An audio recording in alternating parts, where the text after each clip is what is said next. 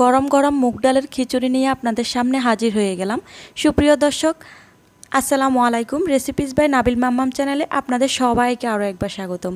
কাছে এবং দূরে, দেশ ও দেশের বাইরে যে যেখান থেকে বসে আমার ভিডিওটি দেখছেন, সবাইকে জানিয়ে আরও একবার স্বাগতম।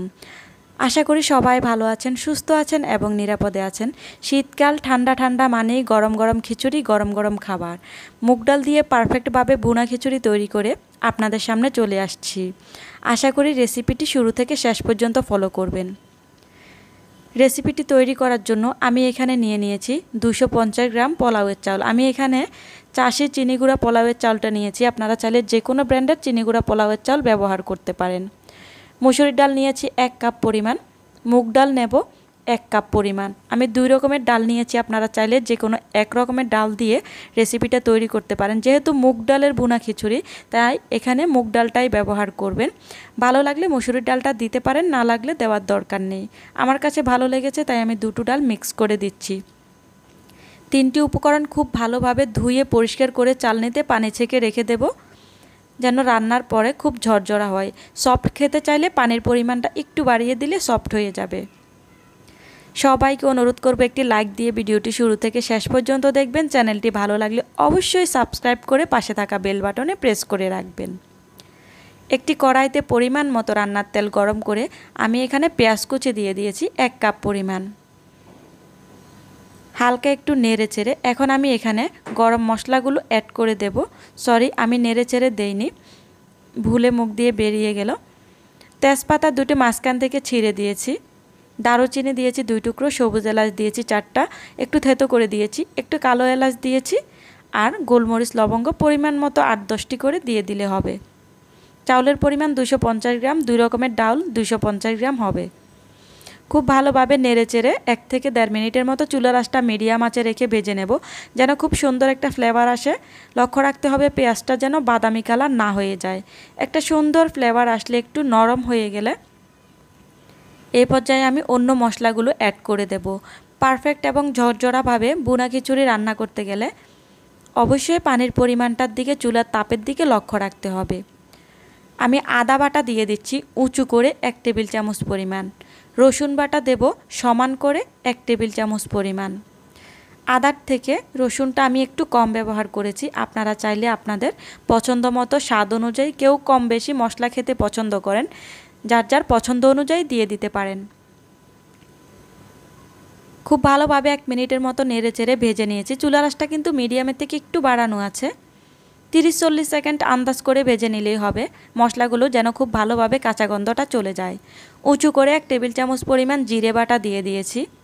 খুব ভালোভাবে নেড়ে চেড়ে এখন মশলাগুলোকে আমি ভেজে নেব। 30 থেকে 40 সেকেন্ডের মতো ভেজে নেওয়ার পর আমি এখানে সামান্য পরিমাণ পানি দিয়ে দেব, যেন মশলাটা, গুঁড়ি মশলাটা দেওয়ার পরে পুড়ে না যায়। ধনিয়ার গুঁড়ি দিয়েছি উঁচু করে 1 টেবিল চামচ পরিমাণ। হলুদ গুঁড়ি দিয়ে দেব সমান করে 1 টেবিল চামচ পরিমাণ। আপনারা একটু বেশি কালার করতে চাইলে, যেন তিতা না হয়ে যায়, হলুদের গন্ধ না আসে, সে পরিমাণে অনুমান করে হলুদের গুঁড়ি দিয়ে দিবেন। লাল মরিচের গুঁড়ি 1/2 টেবিল চামচ পরিমাণ দিয়ে খুব ভালোভাবে নেড়ে চেড়ে খুব ভালোভাবে কষিয়ে নিতে হবে। মশলা কষানোর উপর ডিপেন্ড করে রান্নাটা কতটা টেস্ট হবে। যতটা ভালো মশলা কষানো হবে, রান্নার ফ্লেভার, স্বাদ দুটোই খুব ভালো আসবে। লবণ দিয়ে দিয়েছি উঁচু করে 1 টেবিল চামচ পরিমাণ, অর্থাৎ স্বাদ মতো যতটুকু পরিমাণ লাগবে আমি ততটুকু পরিমাণ দিয়েছি। খুব বেশি দিতে যাবেন না, আপনারা আপনাদের স্বাদ অনুযায়ী লবণ দিয়ে দিবেন। এবার খুব ভালোভাবে মশলাটাকে আমি 3 থেকে 4 মিনিটের মতো কষিয়ে নিয়েছি। এই পর্যায়ে আমি আগে থেকে ধুয়ে পরিষ্কার করে রাখা চাল ডালটা দিয়ে দেব। চাল ডালটা দিয়ে দেওয়ার পর আবারও আমি খুব ভালোভাবে নেড়ে চেড়ে ভেজে নেব। খুব ভালোভাবে চাল ডালটা ভেজে নিতে হবে, যেন খুব সুন্দর একটা ফ্লেভার আসে। চালটা ভাজার উপর নির্ভর করবে কতটা ঝরঝরা হবে। আবারও বলছি, আপনি সফট রান্না করতে চাইলে পানির পরিমাণটা একটু বাড়িয়ে দিলে সফট হয়ে যাবে। আমি খুব ভালোভাবে নেড়ে চেড়ে চাল ডালগুলো মশলার সঙ্গে ভেজে নেব। আপনারা চাইলে এখানে মসুরির ডালটা না দিলেও চলবে। আমার কাছে ভালো লেগেছে তাই আমি বাসায় ছিল দিয়েছি, আপনারা চাইলে না দিলেও পারেন। খুব ভালোভাবে আমি 2 থেকে 3 মিনিটের মতো চুলার আঁচটা মিডিয়াম আঁচে রেখে খুব সুন্দরভাবে নেড়েচেড়ে উল্টে পাল্টে চালটাকে আমি ভেজে নিয়েছি। চাল ডালটা যখন একটু শব্দ হবে ঝনঝন, ধান রৌদ্রে শুকাতে দিলে যেরকম একটা শব্দ হয় এরকম একটা শব্দ হবে, বুঝে নেবেন এটা পারফেক্ট ভাজা হয়ে গেছে। এই পর্যায়ে আমি গরম পানি দিয়ে দিয়েছি। আমি চাল ডাল মিলিয়ে এখানে হয়েছিল ডাল 2 কাপ, চাউল 2 কাপ, অর্থাৎ 4 কাপ। 4 কাপের জন্য আমি এখানে 8 কাপ পানি দেইনি, আমি 7 কাপ পানি দিয়েছি, যেহেতু আমি ফুটন্ত গরম পানি দিয়েছিলাম। খুব ভালোভাবে নেড়েচেড়ে ঢাকনা দিয়ে ডেকে রেখে দেব। বলক উঠে আসা পর্যন্ত অপেক্ষা করব। বলক উঠে আসলে ভালোভাবে আমি আবারও একটু নেড়েচেড়ে মিশিয়ে দিচ্ছি। এখন আমি ঢাকনা দিয়ে ডেকে চুলার আঁচটা মিডিয়াম করে দিয়ে রেখে দেব পুরোপুরি সিদ্ধ হওয়া পর্যন্ত, পানিটা শুকিয়ে আসা পর্যন্ত। পুরোপুরি সিদ্ধ হয়ে গেলে আমি 5-6 মিনিট পরে ঢাকনা সরিয়ে কয়েকটি কাঁচামরিচ দিয়ে দিয়েছি। আগাগুলো একটু আমি ছিঁড়ে দিয়েছি যেন খুব সুন্দর একটা ফ্লেভার আসে। লাল মরিচের গুঁড়ি কম ব্যবহার করেছি, তাই এখানে একটু বাড়িয়ে কাঁচামরিচটা দিয়ে দিয়েছি।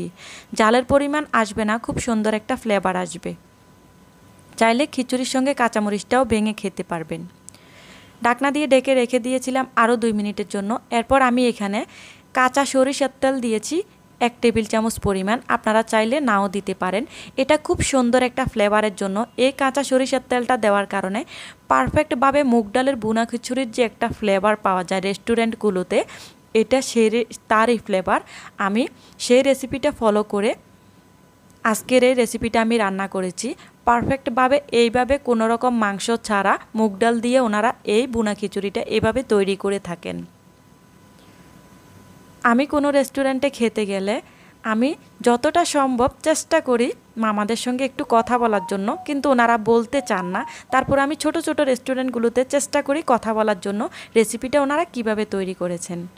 আমি সরিষার তেল দেওয়ার পরে নেড়ে চেড়ে ঢাকনা দিয়ে 1 মিনিট রেখে দিয়েছিলাম। 1 মিনিট পর আবারও আমি খুব ভালোভাবে উল্টে পাল্টে নেড়ে চেড়ে দিয়ে খাবারটা পরিবেশন করে দেখিয়ে দিচ্ছি কতটা লোভনীয় পারফেক্ট ঝরঝরা বুনা খিচুড়ি তৈরি হয়ে গেল খুব সহজে।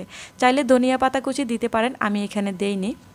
আমার কাছে বুনা খিচুড়িতে ধনিয়া পাতাটা ভালো লাগে না, সবসময় ভালো লাগে না, তাই আমি দেইনি। আমি তো পরিবেশন করে নিয়েছি গরম গরম খিচুড়ি ডিম চিকেনের সঙ্গে। আপনারাও বাসায় রেসিপিটা তৈরি করে পরিবেশন করতে পারেন ছোট বড় সকলের সঙ্গে। রেসিপিতে কথায় কাজে ভুল ত্রুটি হয়ে থাকলে ক্ষমা সুন্দর দৃষ্টিতে দেখবেন। ভালো থাকবেন, আল্লাহ হাফেজ।